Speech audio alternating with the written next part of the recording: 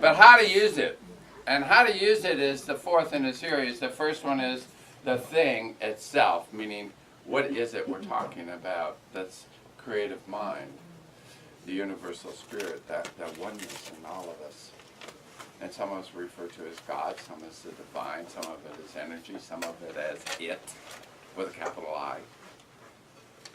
And then we walk through to the fact that we're connected to all of that.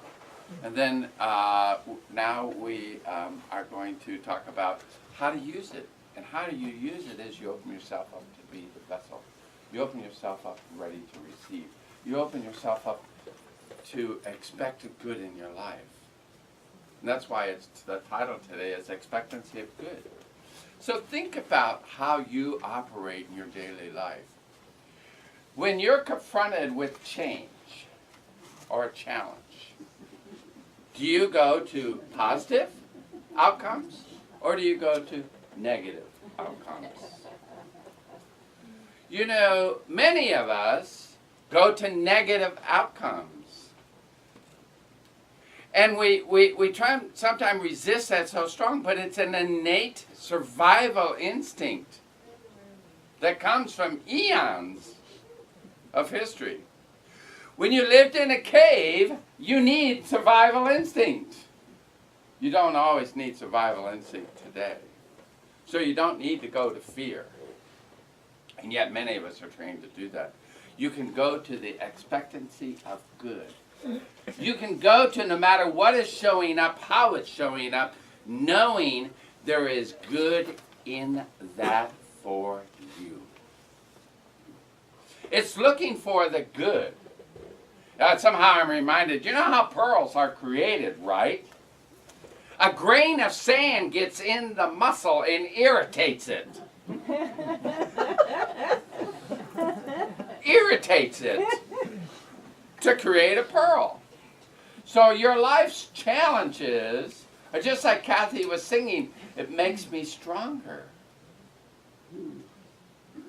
So life's challenges are about stretching us, expanding us, growing us to be that vessel of the divine. And how we use it is we know that power exists within it. We know that we are one with the divine, and we use it to take that step forward, stepping into our highest good. What happens sometimes is we expect our highest good to show up differently than the universe. Some of us have little mini tantrums. Some of us have what you call meltdowns. But whatever it is, that's only a moment, that's only a reaction, and it's usually a negative reaction from your past, from your history. But the way into the future and the way into tomorrow, the way to really let God, the divine, in to be one with us is to let go of the past, step into the future, into the present moment, fully being present. Letting go of the past. Because you really don't know what's going to happen in this moment. You just think you do. And the reason is you have a fear that if you don't know what's going to happen next, the world could end. And the reality is, it doesn't. Somehow it just keeps on going. Maybe it lumps along a little bit, but it keeps going. Life happens. It continues. And so when we change our thinking, as Ernest Holmes would say, we change our life. It's such a basic affirmation, but it really, really works. So when you're having your pity party, it's time to change your thinking. Don't go get all your friends who love high drama to join in you at the party. Tell them that party's closed. It's over. You are only in the party of feel good.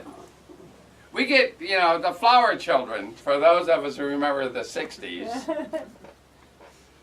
It was all about feel good. It was about getting in touch with our feelings. But there is really something to that. They really had something. They let go of the sin and the judgment and all that negative stuff that pulls us down, that says you're not worthy, you're not good enough, and you live in sin. That is just not who you are. If you are really one with the divine essence, is already perfect, beauty, and whole, that's who you are. And so it's remembering that. Remembering from whence you came. And living accordingly. Ernest Holmes was quoted in this thing called Jew. When Jesus said, "It is done unto you as you believe," he not only announced the law of faith, he explained how it works. First, he implied that there is a law which operates upon your faith. Now, the law we're talking about is not that which shows up in a blue suit and a badge. I look at Odie because of a past life. It is the law, the natural law that happens. It is called, like a gravity happens, the law of attraction happens. That which you are thinking brings into your realization. That is the law we're speaking about. That's why when you see it in print, it's with a capital L. There is a sacredness to it. There is a truth to it. There is an eventuality to it. And I use that word eventuality because when you believe it, when you build your faith muscle, it becomes real and it will eventually be there for you. And that's how you use it. That is the way you use it. There was some of you might know Chris Michaels, a minister in Kansas City. He went there after graduating from Los Angeles ministerial and started a religious science church maybe almost 20 years ago. Started with nothing. Now he has 400, 500 people on a Sunday. He's a magical speaker. Still youthful. I don't think he's hit 50 yet. That's useful in my book. He wrote a series a couple years ago, Science of Mind magazine and daily guides, which I really like, and I pulled out in the January because it's all about return to basics. And most religious science churches, when you go across the nation, most of them are talking about this because it's a chance to really ground you in the basic principles and practices and set it up for the rest of the year. So you can use these tools. They're not to be put away. Bring them out. Use them. Prove it. Make it work. That's what Ernest Holmes said. You had to prove it. Too much theory, not enough practice. Practice. Practice what we preach. Practice what you preach. Practice what you believe. Because what you believe is what's really showing up in your life. So if what's showing up in your life is not what you want, then look at what you believe. And it's a chance to then change so that the rest of your life looks the way you want it. Let go of yesterday because it's merely yesterday's. So anyway, Chris said, rarely do we get exactly what we want when we want it. But we always get exactly what we expect. Did you get that? Rarely do we get exactly what we want when we want it, but we always get exactly what we expect. And I know this is so true in my own life, because sometimes I want it and I want it now. And I just don't get why it doesn't show up now the way I want it. Because I do know what's best for me. And thank God there is a God. Because my highest good may not have been what I wanted right then and there. And my highest good may be the realization that my thinking is not clear. One of the things that we talk about is how you use this stuff and how you do it is you practice. But when you practice and you start getting good at this and you get good at manifesting, what you have to do is then start cleaning up your thinking. There used to be a saying when I first got into using computers and programming, garbage in and garbage out. Because what it meant was if you had bad programming, you got bad results. And I know, I've taken a couple of programming classes. I used to get in a loop because I forgot to put out that extra little step which would take us to the next step. And so I would do a loop to loop. That's our thinking. Sometimes our thinking is garbage in, garbage out. It's what we see in our lives. And what happens is our internal programming gets caught in the loop. We get caught in there and we don't know what to do. We keep repeating what we did before and expecting things to be different. Now, how likely is that?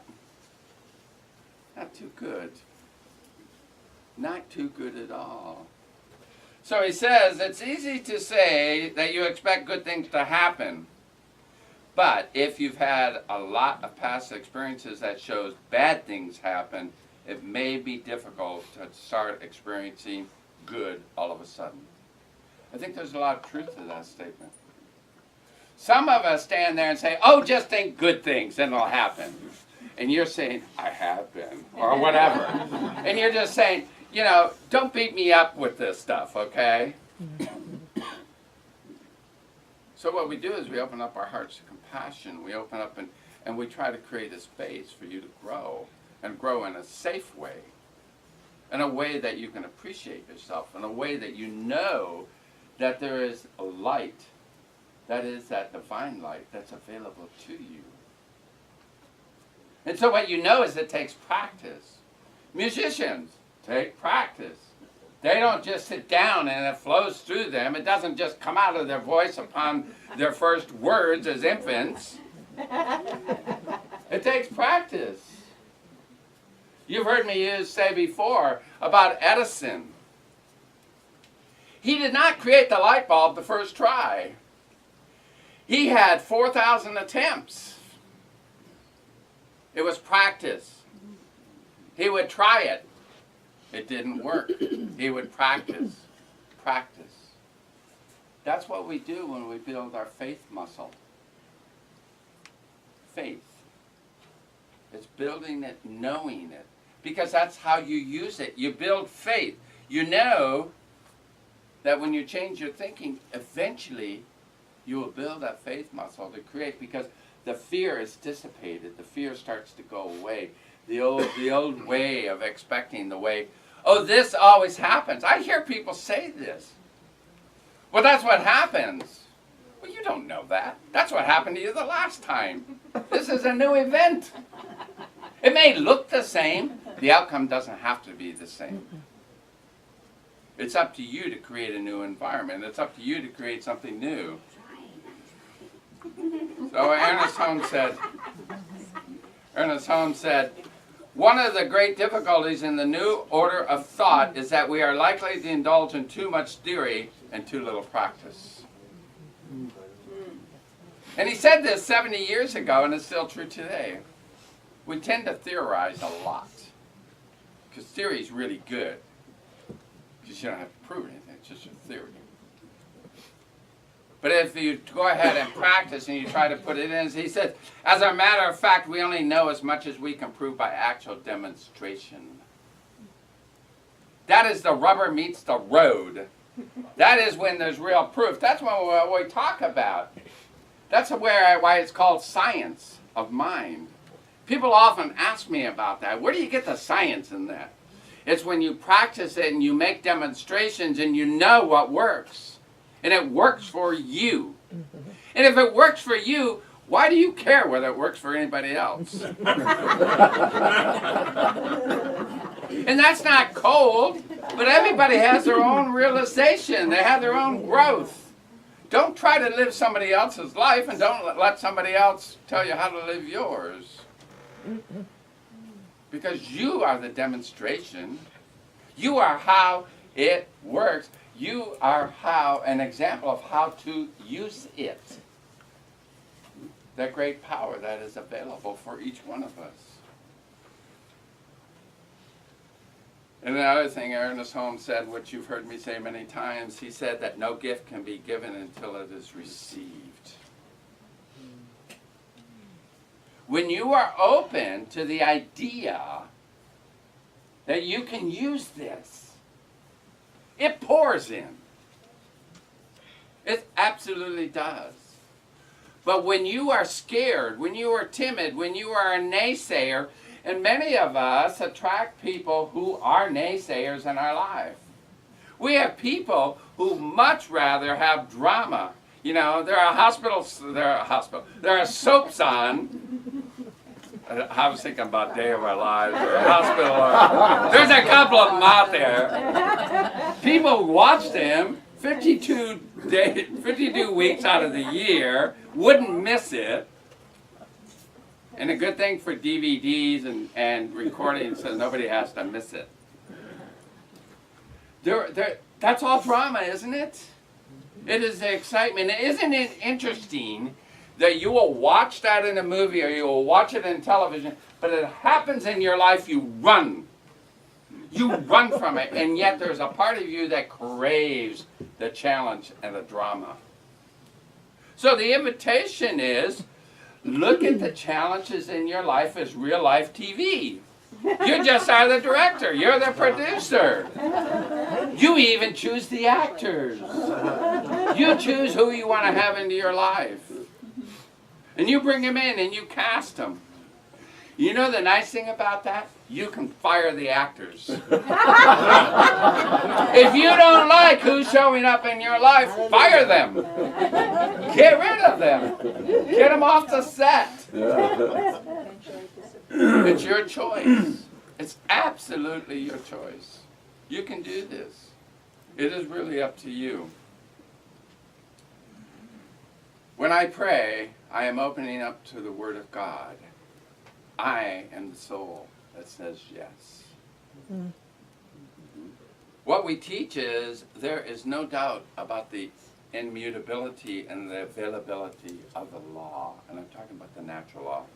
The law is infinite. It is right where we happen to be at any given time. The law flows through us because it flows through everything. And since we exist, it must be in and through us. It's impossible not to be. It has been proved that by thinking correctly and by conscious mental use of the law of mind, we can cause it to do definite things for us. We always, when we pray for things to unfold, but to also unfold for our highest good.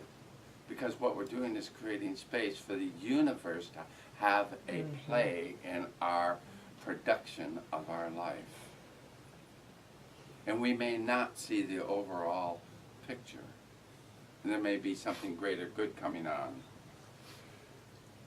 So it follows that if we believe that it will not work, it really works by appearing to not work. Think of that. When we think it won't work, it won't. If you think it will, it will. Ernest Holmes said also that the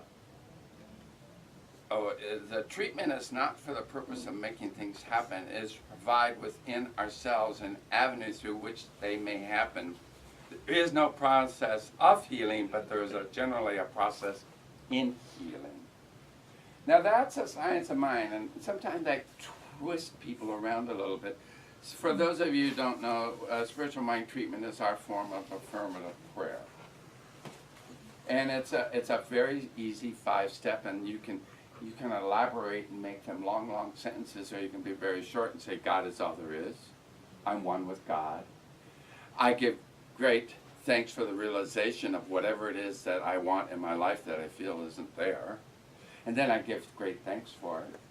And then I release and let go and let God get out of the way.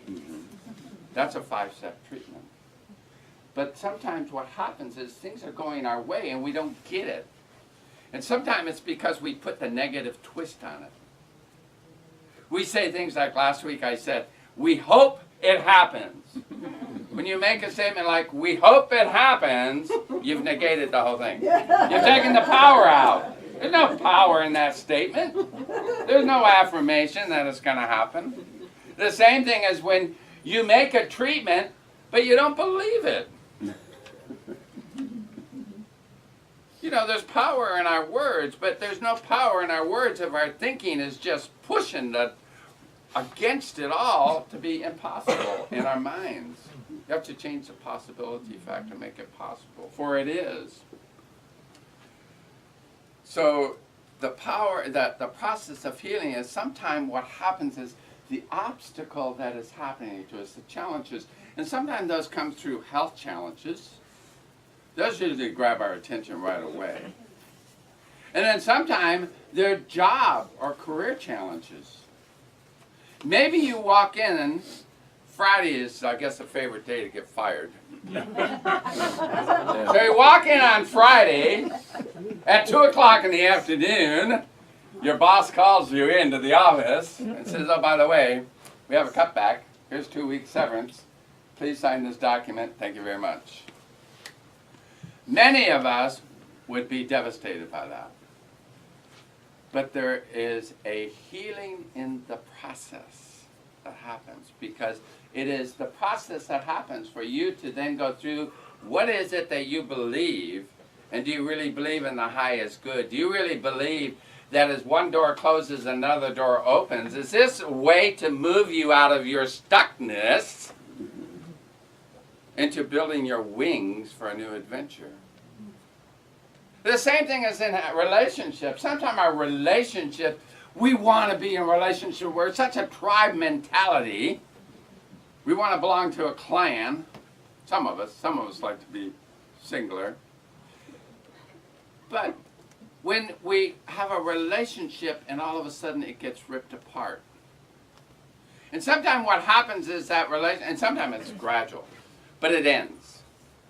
And sometimes what we think is it's the end of the world, and we feel unloved, we feel unworthy, and all of those things. In reality, it's just time for a change.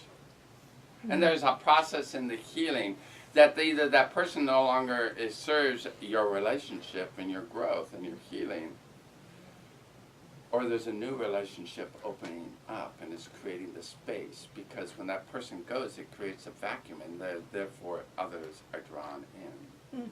So when you understand that all of this is for the growth, whether it's our health, our relationships, our jobs, all of these are for our highest good no matter what they look for. Some of it is testing our faith muscle and how it's going to work for us. Gary Zukov in The Heart of the Soul said, resistance to your life is a lack of trust in the universe. Mm-hmm. You approve of some of your experiences, but not all of them. Accepting your life means being present in it, moment by moment. Changing your life begins with accepting your life as it is, and when you do that, you are in a position to change. That's what so many people have trouble in establishing gratitude lists. They don't want to be thankful for what they have. They want to be thankful for those things they haven't yet gotten that they see out there in the future. But if you are present in your life and you accept what you have and you accept the gratitude in your life, you acknowledge it, you create the base and the foundation for which to build. Then you create that time when you're open to receive, because you've already acknowledged and been grateful for that which you have. So Science of Mind, Ernest Holmes also said, know that the greatest abundance of every good thing which you are bringing out in your life, the more perfectly you are satisfying the divine urge within you. If you really believe that the divine needs you to be fully expressed, and it does, that is the divine urge. If you ever get that feeling that you should be doing something and to move forward in it, it is the divine urge. And sometimes you have to decide whether it's a word of wisdom or it's an emotional ego. And you get to learn from that which is which. So let the past stay where it belongs in the past. Don't create tomorrows that look exactly like your yesterdays. Get off the merry-go-round of repetitious living. Your future doesn't have to be a repeat of your past, but in order to change your future, you have to change your perspective right now. Thank you.